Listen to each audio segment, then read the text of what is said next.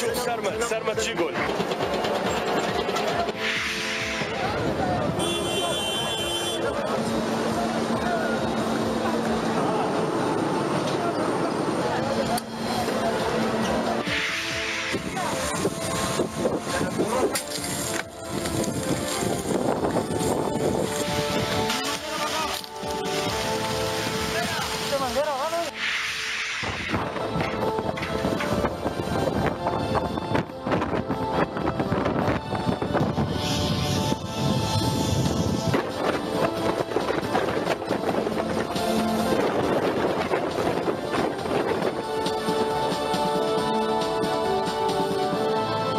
Tengan ustedes bienvenidos a TV Perú Mundo. Soy Julio Navarro, les doy la más cordial bienvenida y saludamos también a Farid Cajati, quien está con nosotros esta noche. Buenas noches.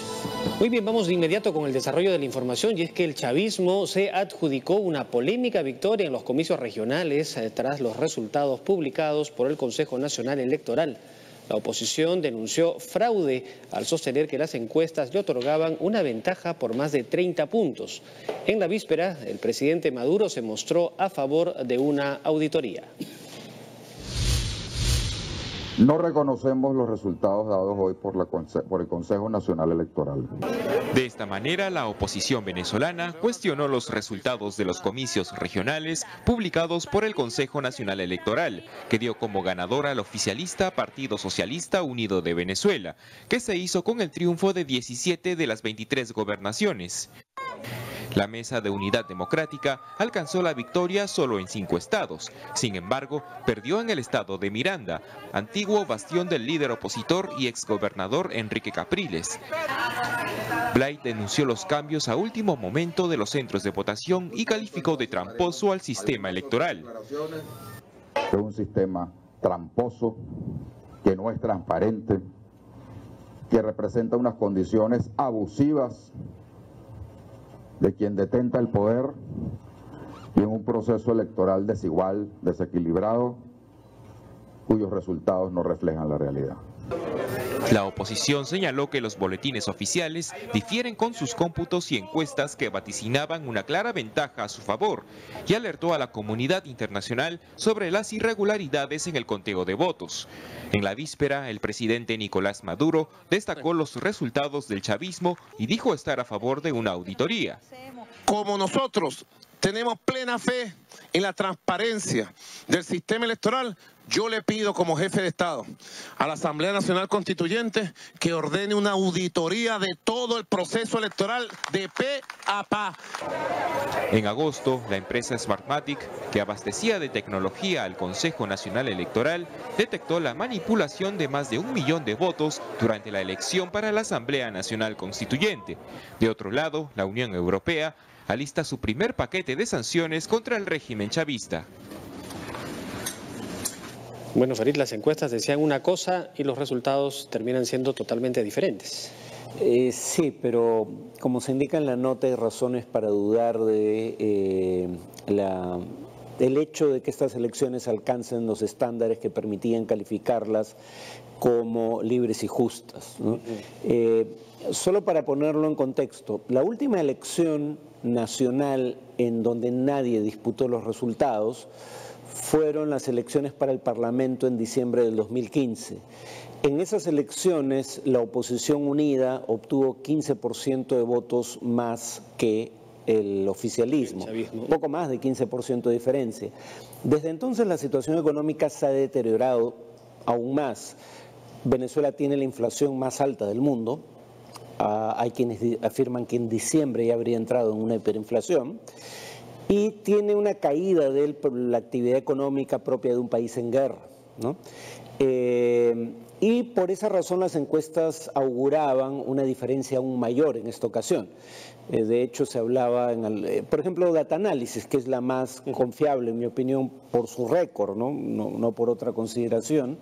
Data Análisis hablaba de que probablemente la oposición iba a obtener 17 gobernaciones y que eso podía reducirse en parte si, como pretendía el oficialismo, había un alto nivel de ausentismo. Y esto de andar cambiando lugares de votación, convocar con muy poca anticipación las elecciones, que originalmente estaban para diciembre de este año y se adelantaron súbitamente a octubre, tenía como propósito aparentemente hacer que vaya a votar una proporción menor de electores. El punto es que esto está totalmente fuera de esas previsiones, ¿no? Y la Unión Europea, como se dice al final de la nota, está recién ahora discutiendo la posibilidad de sanciones porque quería esperar este resultado. Si los países miembros de la Unión Europea considerasen que son elecciones o fueron elecciones transparentes, no estaría en esta situación, porque para aprobar sanciones, hay que recordarlo, se requiere unanimidad, tienen que estar a favor los 28 países. De acuerdo, y ese podría ser un tanto el escenario. Sí. ¿No? Bueno, también hubo un pronunciamiento, aquí está, en Estados Unidos, las elecciones en Venezuela no fueron libres ni justas. Esta es la posición que El Mundo publica, ¿no? Respecto de lo que ha dicho el portavoz del Departamento de Estado, quien ha alertado que seguirá trabajando con miembros de la comunidad internacional para ejercer presión sobre el gobierno venezolano. Es decir, no solamente la Unión Europea, ahora Estados Unidos también está siendo bastante claro. Claro, aunque Estados Unidos fue siempre hostil al gobierno chavista, ¿no? Entonces, digamos, la imparcialidad a su vez del gobierno americano para juzgar el proceso electoral podría ser cuestionable, pero suponer que 28 miembros de la Unión Europea, algunos de los cuales son gobiernos de izquierda, como el de Grecia, se podrían confabular contra el chavismo, suena menos probable. Pero, o sea, entonces todavía no estaría definido la posición de la Unión Europea, o ya sí, es, lo que pasa es que la decisión política está tomada, pero hay un periodo durante el cual son comisiones técnicas las que evalúan qué tipo de sanciones, porque tampoco son sanciones generalizadas contra la economía venezolana. Van a ser parecidas a las sanciones que solía tomar Estados Unidos, que ahora las ha cambiado por sanciones más amplias, que solían ser, en el caso de Estados Unidos, y serán en el caso de la Unión Europea, sanciones contra individuos vinculados al régimen, de poco calado inicialmente, pero como una señal de que de no cambiar la conducta del gobierno en materia de respetar el Estado de Derecho, podría haber sanciones ulteriores a futuro. Las sanciones económicas podrían darse más adelante, no sería este el escenario aún. No, pero además en general hay un intento de la Unión Europea. El problema con las sanciones económicas de más amplio espectro es que terminan afectando más a la población que al régimen. Bien, bueno, vamos ahora a cambiar de tema y vamos a hablar de España. Y es que el líder catalán, Carles Puigdemont, ha pedido hoy 2 meses de diálogo, pero Madrid le dio un nuevo plazo solo hasta el jueves para poder restaurar la legalidad autonómica. El gobierno español afronta además la emergencia causada por los incendios forestales. Nuestra compañera Josefina Tausen nos informa desde Madrid. Los españoles comenzaron esta semana pendientes de 2 noticias: los incendios forestales en Galicia y en Asturias, que se dan durante un otoño con temperaturas francamente veraniegas. Aquí en Madrid hoy, por ejemplo, hubo 27 grados. Estos incendios forestales en Galicia han sido provocados, según las autoridades, y han causado 3 muertos. También ha provocado que modifique su agenda el presidente del gobierno español, Mariano Rajoy, y que vaya a Galicia para visitar las zonas afectadas. Antes de viajar, Rajoy se ha pronunciado sobre otro de los temas que mantienen un estado de alerta a los españoles, es decir, la crisis catalana. Hoy tenía que responder Carles Puigdemont, el presidente de la Generalitat, a Mariano Rajoy, el presidente del gobierno español. Lo que debía decir es si había o no declarado la independencia de Cataluña. Puigdemont respetó el plazo, pero no contestó en los términos que se le pedían. No dijo ni sí ni no. Ofreció 2 meses para dialogar, incluso con el propio Rajoy, y también dejó abierta la posibilidad a un mediador para este diálogo. A partir de hoy empieza a correr un nuevo plazo en la crisis catalana. El gobierno de Mariano Rajoy le ha dado hasta el jueves al presidente de la Generalitat para que precise, para que dé la respuesta que ellos busquen. Y si no lo hace, entonces se aplicará el artículo de la Constitución número 155. El gobierno espera que las horas que quedan para que se cumpla el segundo plazo de ese requerimiento, que les recuerdo está fijado a las 10 de la mañana el próximo jueves, el señor Puigdemont responda con la claridad que todos los ciudadanos le exigen y que el Estado de Derecho requiere. El artículo 155 de la Constitución ha sido o está siendo muy comentado por constitucionalistas, por abogados en estos días en España. Nunca ha sido aplicado en los 39 años de la vigencia de la Constitución española. Y se pone en el caso en que un gobierno autónomo se aparte de la Constitución, se aparte de las leyes, y es una herramienta para que el gobierno nacional lo encauce, pero no precisa cuáles son las medidas. Habla solamente de medidas necesarias. Lo que se genera en estos días, lo que se siente es un ambiente de gran incertidumbre que afecta no solo a la sociedad española, sino que también está golpeando su economía. Hemos visto el éxodo masivo de empresas de Barcelona, y el Fondo Monetario Internacional ha advertido que esta incertidumbre, que esta situación, si no se soluciona rápidamente, puede impactar esta historia de éxito que ha sido la recuperación de la economía española. Una recuperación que tanto sacrificio le ha costado a los españoles. Y para conocer las reacciones y el sentir de los independentistas catalanes hacia sus líderes y también hacia el nuevo ultimátum del gobierno en Madrid, tenemos el reporte del periodista catalán Oriol Najarro desde Barcelona. Bueno, pues la situación que estamos viviendo ahora mismo en Barcelona es exactamente de incertidumbre política. Las empresas están yendo, eso está causando que la gente en el pueblo, mira, la parte independentista esté decepcionada con Puigdemont porque están esperando esa declaración de independencia. La parte unionista está tranquila, es decir, como que digamos los que están a favor de la Unión de España, pues como que están aliviados por un lado cada vez que hay una prórroga ahora damos 2 meses de prórroga, ahora que si no declara independencia, que si sí, que si no, y es la incertidumbre que se tienen por parte de gente que tiene empresas también en Barcelona o en Cataluña, pues que se piensan, ¿no?, si han de seguir invirtiendo o qué han de hacer con su dinero, como gente se está yendo a las zonas limítrofes entre Valencia, Castellón o Zaragoza a llevar sus ahorros por garantizar su economía personal. O sea, imagínate cómo está el pueblo sintiendo este momento, ¿no?, como decepción por parte de que el presidente les ha engañado, y como de alivio por parte de decir, bueno, seguimos un tiempo más, esperamos que se pongan de acuerdo, que la cosa vuelva a su cauce, de poder volver a hacer una vida normal, que yo creo que es en el punto en el que estamos en este momento. Por lo tanto, la situación en España, la gente que está sintiendo en Cataluña exactamente, pues eso, incertidumbre política, no es estabilidad lo que se está teniendo. Por lo tanto, estamos en un momento bastante como que no sabemos hacia dónde vamos, ¿no? Que la política está en un momento como perdido, y que esto nos hace que la gente esté con este sentimiento de rechazo y de decepción, y de bastante frustración a la vez, y bastante incertidumbre con la gente que está viviendo acá. O sea, son unos momentos que yo, como persona que vivo acá, como periodista y como persona que vive acá, pues me estoy sintiendo en ese momento, ¿no? Un poco de decir, esto acabará algún día, seguiremos así, se aplicará la 155, porque la última carta que envía Puigdemont son 2 meses más, pero Rajoy le ha contestado que hasta este jueves, ¿qué pasará este jueves? Es que cada día tenemos 5 días o 2 días más. Pues bueno, hasta aquí mi reporte, y espero que haya sido de vuestro agrado. Bueno, Farid, la incertidumbre se prolongó hasta el jueves. Pero francamente, dado el pronunciamiento de hoy del presidente del gobierno catalán, parece improbable que vaya a revertir dramáticamente la decisión ya tomada, sobre todo porque él alega que está atado de manos en tanto hay un mandato popular a través de un referendo que el gobierno central no reconoce, pero él sí. Si él finalmente no retrocede, o sencillamente no da una respuesta clara, podría aplicarse el artículo 155. Y claro, Josefina decía en el reportaje, pero se habla de amplio espectro de medidas posibles, pero no se especifica cuáles. El tema ahí es que precisamente por eso Rajoy ha llegado a un acuerdo con el Partido Socialista. Por un lado, el acuerdo es de zanahoria y garrote. Por un lado, la zanahoria de que si finalmente no se proclama la independencia y por ende no se aplica el artículo 155, se iría a una discusión de una reforma constitucional que podría aprobarse, por lo menos podría someterse a un debate final en el Congreso en unos 6 meses.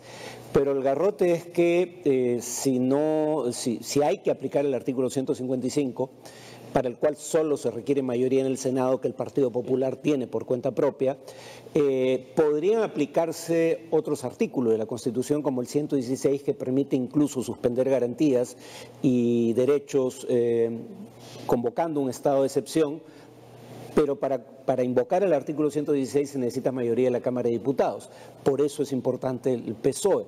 El Partido Popular, más Ciudadanos y el PSOE tendrían esa mayoría. Alcanzarían esa mayoría. Ahora, la posibilidad de un diálogo, de ampliar el plazo a 2 meses, y lo que plantea el vicepresidente de Cataluña, de ampliar o de sentarse a conversar, entonces no podría ser casi una alternativa de Rajoy. Bueno, Rajoy ha decidido que no lo sea, y ha decidido que no va a haber conversación en tanto continúe la rebeldía, ¿no? Entonces, repito, salvo que haya un retroceso dramático de una de las partes, me temo que el camino de la confrontación va a seguir adelante.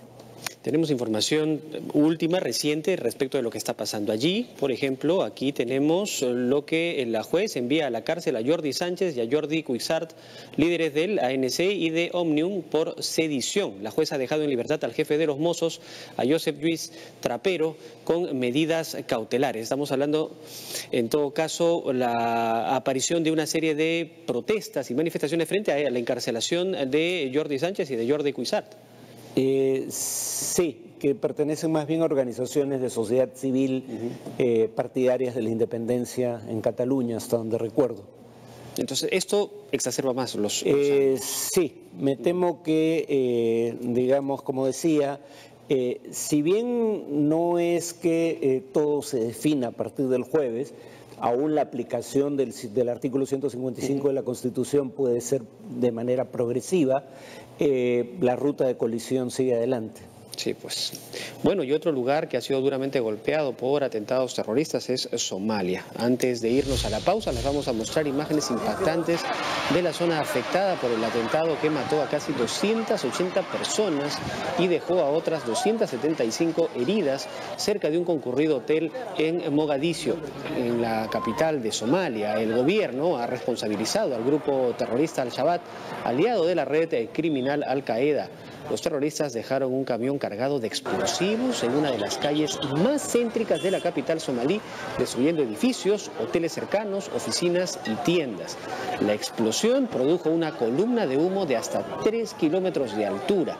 Este ha sido considerado el ataque único más mortífero de los últimos años en el país, ubicado en el Cuerno de África, ¿no? Y bueno, el gobierno peruano también, ¿no?, a través del Ministerio de Relaciones Exteriores, ha emitido un comunicado.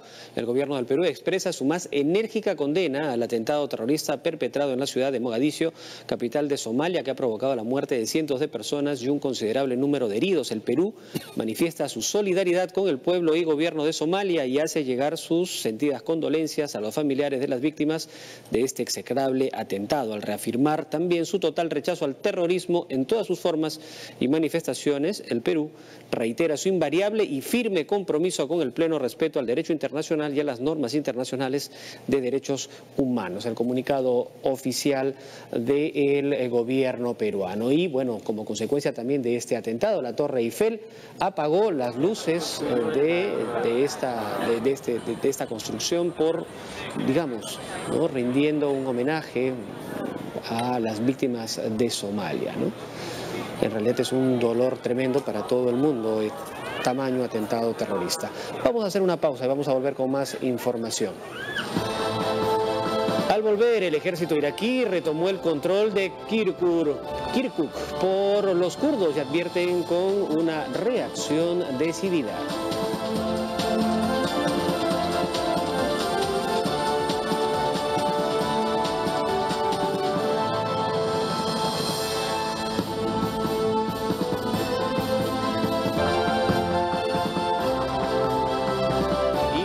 Del ejército iraquí lograron retomar este lunes el control de la ciudad petrolera de Kirkuk sin encontrar mayor resistencia de parte de una facción kurda que ocupaba la zona.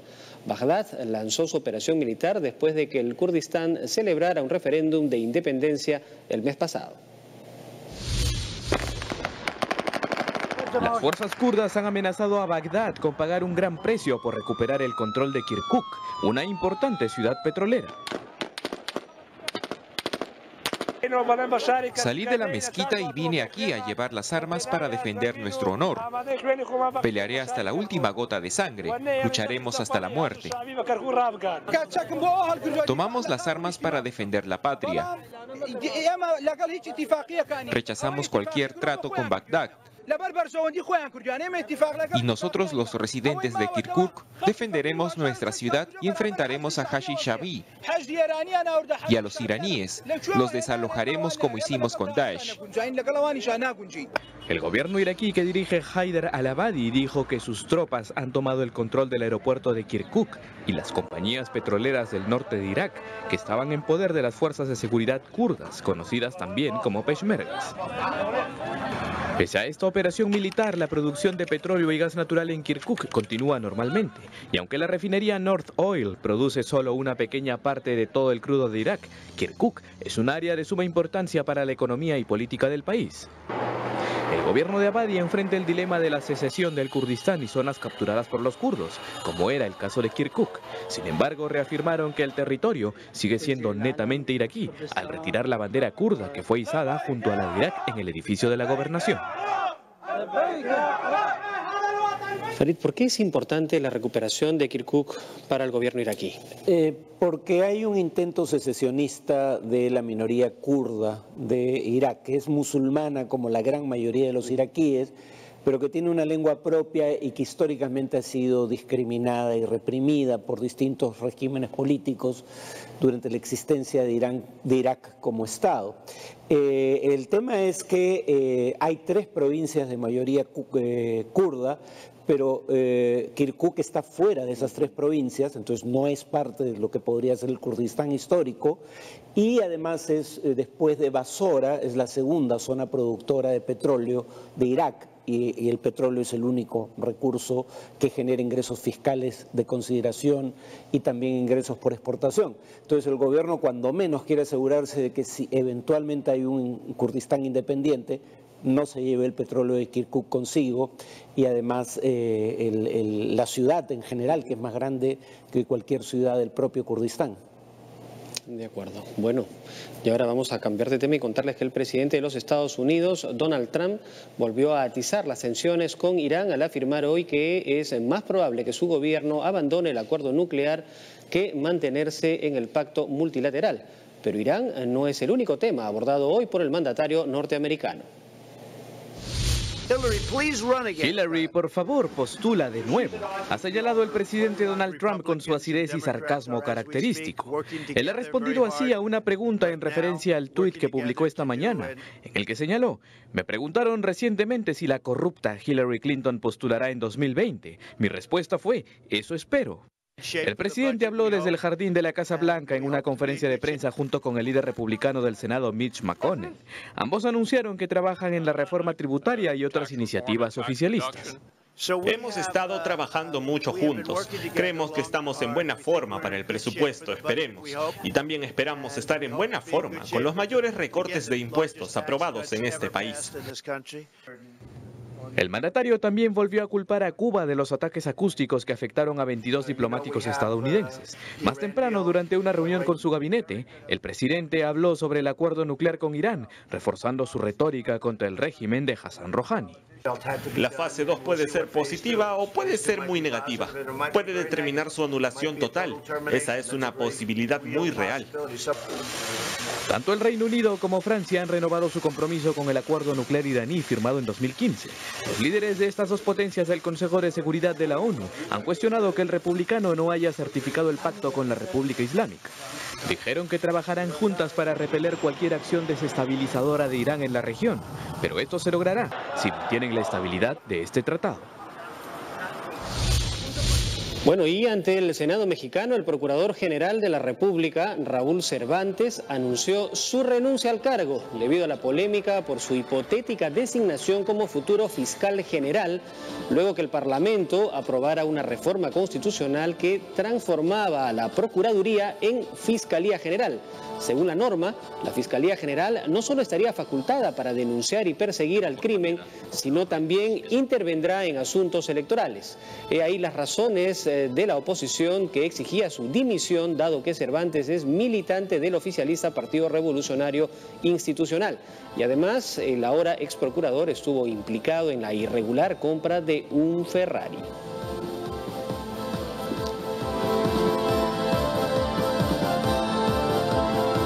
Bien, hasta aquí las informaciones internacionales. Farid, muchas gracias. A nuestros televidentes, gracias. Nos vemos mañana.